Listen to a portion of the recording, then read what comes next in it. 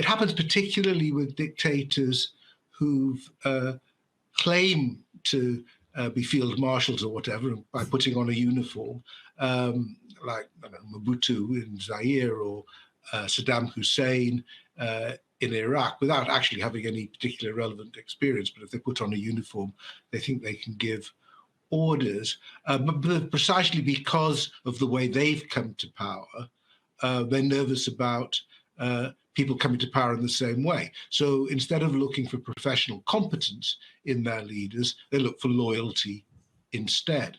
And sometimes this can be absolutely disastrous because with Mobutu, for example, it was, in the end, he only really trusted relations. With Saddam, it had to be members of the Ba'ath Party. And eventually, when they get into a war, it happened with Saddam in the war with Iran that went on for much of the 1980s, he was losing. And he suddenly realized he actually did need people who understood how to run armies in charge. Another example is President Thieu in South Vietnam, who didn't even want his senior generals to confer with one another, lest they start plotting when they did, because there'd been a succession of military coups, which is how he got to power. So it's an important aspect of why authoritarian regimes, not all of them, but often fail, is because they don't trust the generals to get on with fighting wars rather than plotting to take over the government. Yes, I mean, very much thinking of the shade of Joseph Stalin, who purged his officer corps before the Second World War. But fortunately for him, in 1942, he realized that actually political hacks do not necessarily make better generals than professional soldiers. And you have this kind of grotesque spectacle of people actually like Rokossovsky being pulled out of Gulag labor camps and saying, you know, with a sort of metaphorical, whoops, here's your uniform. You are now in command of a front or whatever. But that point you make, and it's something that comes up in the book, which sounds very counterintuitive, is precisely that, in fact, democracies are better war-fighting engines than dictatorships. And it is precisely because of this issue of what checks and balances and a concern about not trusting your own soldiers. Yeah, I mean, democracies, as we know, can make big mistakes. So it doesn't guarantee that they don't make unnecessary moves into warfare, but they have an ability to adjust and adapt thereafter. There are checks and balances, whereas I think the problem with dictators, autocrats, is that they get surrounded by sycophants. You don't have that sort of still small voice saying, are you sure this is a good idea? Have you thought about this? What happens if they do that? You don't have that. So they can be bold, they can catch their opponents by surprise, but then all the pitfalls that they might have been alert to then catch them by surprise. And they believe it becomes hubris, and they believe their own bravado. So I think there are a number of examples of just this lack of self-awareness. And it is worth noting that though Western military experience has got Vietnam and it's got Iraq and it's got Afghanistan, these weren't defeats in battle. These were getting into situations where you just weren't welcome in the places where you were occupying. Where you get real defeats in battle, this is often because people assume that military power can achieve things for them that it really can't.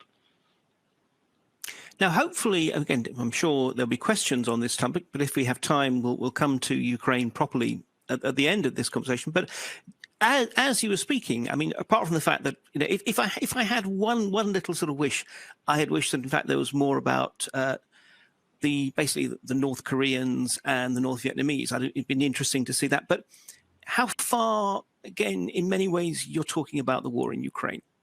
You are precisely talking about a leader who, on the one hand, assumes that he knows about military matters, even though Putin has, so a little derisory amount of reserve officer training when he was at university, which if you talk to any Soviet citizen of that generation, they'll tell you just how little that was involved. And yet he puts himself at the fore of sort of planning and determining how he will fight this war.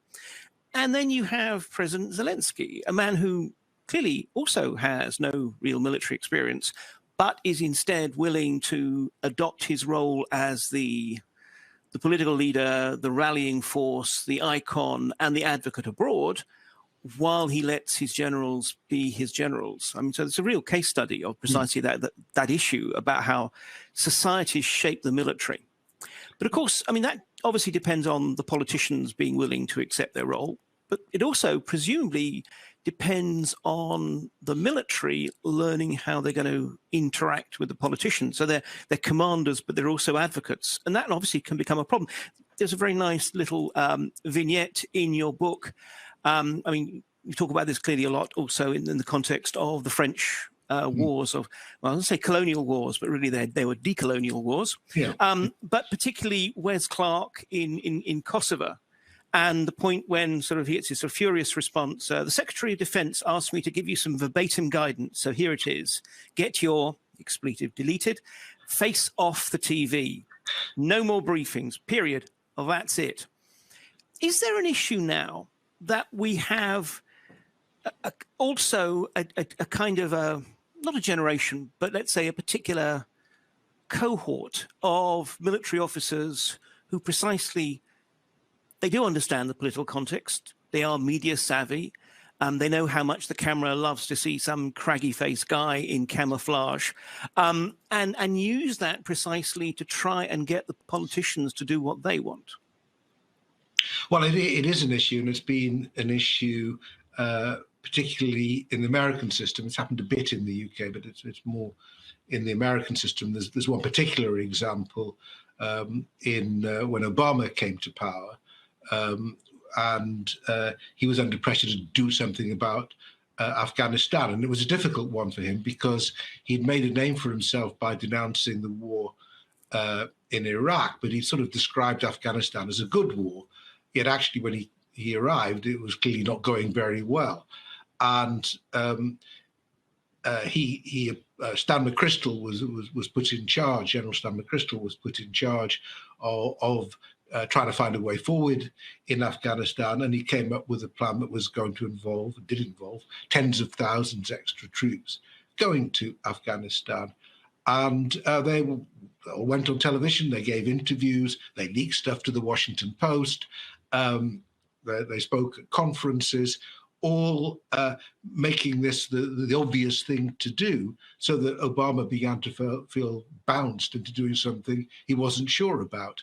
And precisely because he had no military experience himself, he didn't feel that able to fight back. So that just led to protracted and long discussions, and actually a rather unsatisfactory compromise at the end, whereby they got the troops, but only for a limited time, which meant, of course, the Taliban didn't have to work out very hard what they had to do to see this out. They just had to wait. So that was a very good example of the military getting ahead of themselves. I mean, you mentioned the French decolonial wars, the wars of national liberation for the Vietnamese and the Algerians. So in the case of Algeria, the French army felt they'd won. They'd suppressed the FLN.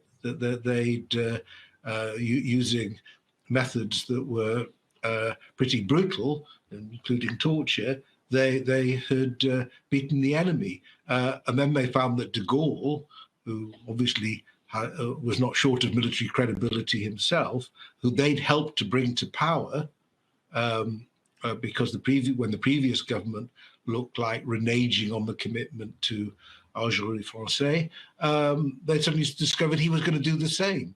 And yet another coup was in the offing. So you do get this sense sometimes of those who are absolutely committed to the fight being absolutely furious with the political echelon who isn't giving it the support that they think it deserves. And if we talk about Ukraine, we can see this happening a bit in Russia at the moment. So so this sort of, there's a point where you're not giving advice anymore in uniform. you're moving beyond giving advice to thinking actually you could do the political job better, and that's what leads to coups or can lead to coups.